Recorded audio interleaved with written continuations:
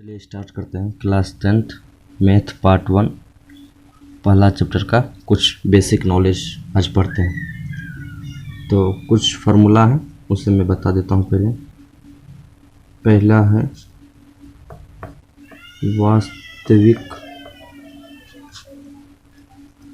संख्याएं। साफ दिख रही है? ठीक, चलिए। वास्तविक संख्या किसे कहते हैं? परिमेय और अपरिमेय संख्याओं का समूह वास्तविक संख्याएं कहलाती है। प्रमेय और अप्रमेय संख्या का समूह वास्तविक संख्या कहलाती है। जितने भी प्रमेय संख्या और अपरिमेय संख्या होती है वह सभी वास्तविक संख्या होती है।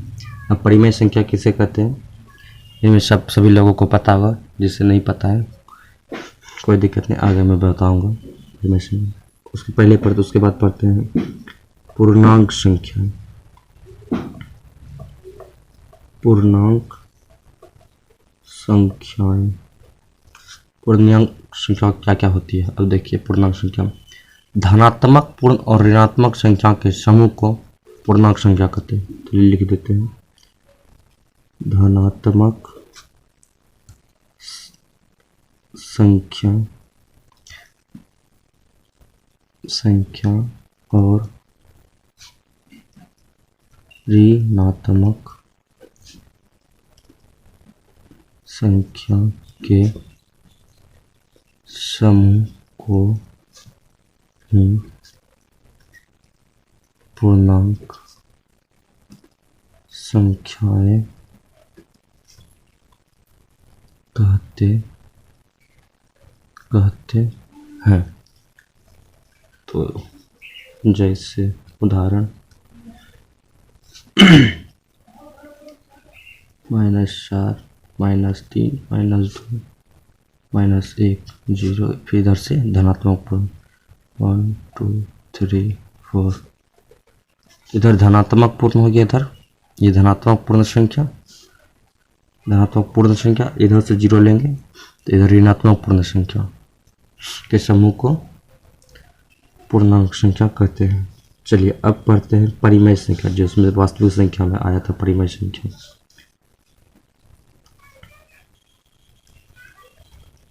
परिमेय संख्या जो संख्या p/q के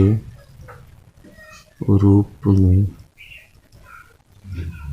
लिखी जा सके। जो संख्या p/q के रूप में लिखी जा सके, जहाँ p और q पूर्णांक है तथा q सोने के बराबर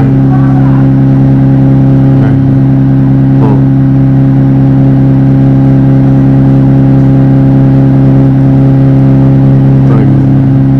संख्याएं कहलाती है।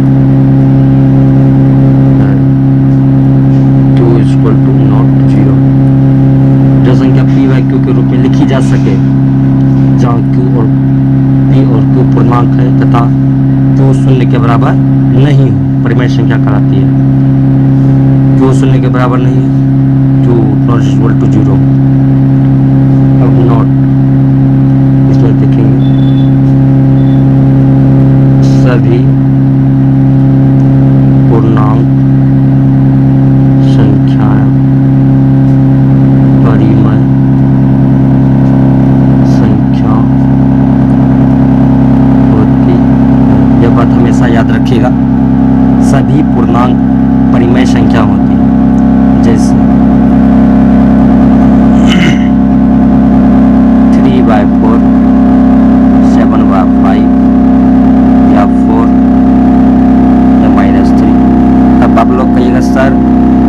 कैसे हुआ, ये तो पी बाई क्यू के रूप में नहीं लिखा हुआ, तो जो जैसे ही ओनली ये 4 है तो इसके नीचे में कुछ नहीं तो एक छुपा हुआ रहता है, तो पी बाई क्यू के रूप में हो गया।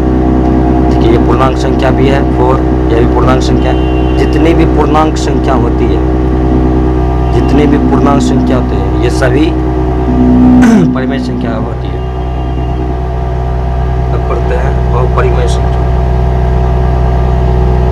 अपरिमेय संख्या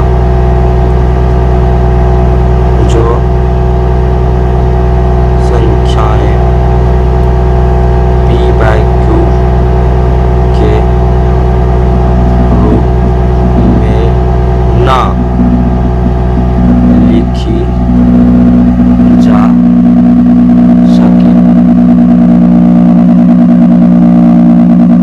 इन्हें अपरिमेय संख्या से शॉर्ट में पढ़ लेना है, संख्या कहते हैं। परिमेय संख्या में क्या था, जिसे पी बाई क्यू के रूप में लिखी जा सके, इसमें क्या जो संख्या पी बाई क्यू के रूप में ना लिखी जा सके वो परिमेय संख्या है। जैसे देखते हैं, जैसे √2 √3 पाई -2 बाई √3 -2 √3 बाई √2 √2 बाई √3 0.10110 अब आप लोग के दिमाग में सर पाई अपरिमेय संख्या कैसे है? पाई का मान तो 22/7 होता है। नहीं, मैं आप लोगों को बता दूं, पाई का एक्जैक्ट मान जो निश्चित मान जो है 22/7 नहीं होता है। पाई का निश्चित मान होता है 3.14। तो पाई एक अपरिमेय संख्या इसीलिए जिसे पी बाई क्यू के रूप में नहीं लिखी जा सके। अब दूसरा पढ़ते हैं परिमेय संख्या, अपरिमेय संख्या हो गया, क्या हो गया, वास्तविक संख्या हो गया, पूर्णांक संख्या हो गया, परिमेय। ठीक है, अब आगे स्टार्ट करते हैं। अब आपके चैप्टर में जो है उसे पढ़ते हैं। आप चैप्टर में देखे होंगे यूक्लिड वाजन प्रेमिका, यूक्लिड वाजन एल्गोरिथम, तो वह सब जानते हैं। एल्गोरिथम क्या है, यूक्लिड वाजन प्रेमिका क्या है, तो देखते हैं। प्रेमिका क्या होता है, यूक्लिड वाजन प्रेमिका बाद में पढ़ेंगे, पहले प्रेमिका जानते हैं। प्रेमिका क्या होती है, प्रेमिका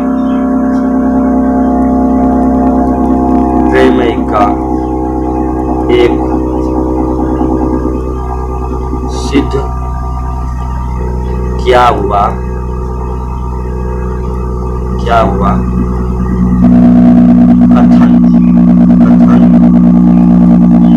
होता है। प्रेमिका एक सिद्ध क्या हुआ कथन होता है और इसे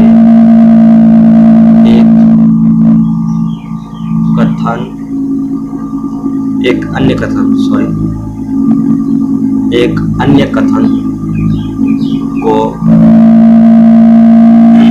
सिद्ध करने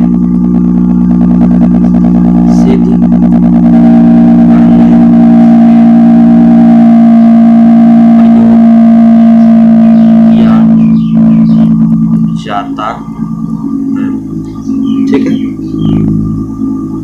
प्रेमिका आपके चैप्टर में आएगा। प्रेमिका ऐसा नाम शब्द, यूक्लिड वाजन प्रेमिका, यूक्लिड वाजन एल्गोरिथम। तो प्रेमिका के शब्द का अर्थ जान लेंगे। प्रेमिका एक सिद्ध क्या हुआ कथन होता है और इसे एक अन्य कथन को सिद्ध करने में प्रयोग किया जाता है। यह जानिए। अब जानते हैं एल्गोरिथम। आपके चैप्टर में एल्गोरिथम भी आएगा, प्रेमिका भी आएगा, यूक्लिड वाजन एल्गोरिथम होता है। एल्गोरिथम तो एल्गोरिथम क्या था जानते हैं। एल्गोरिथम सुपरिभाषित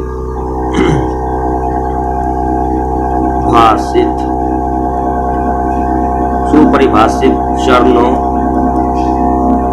की एक श्रृंखला होती है जो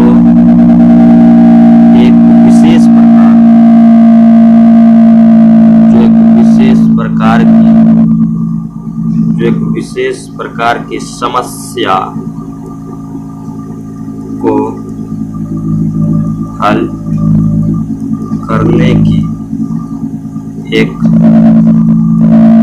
प्रक्रिया या विधि प्रदान करती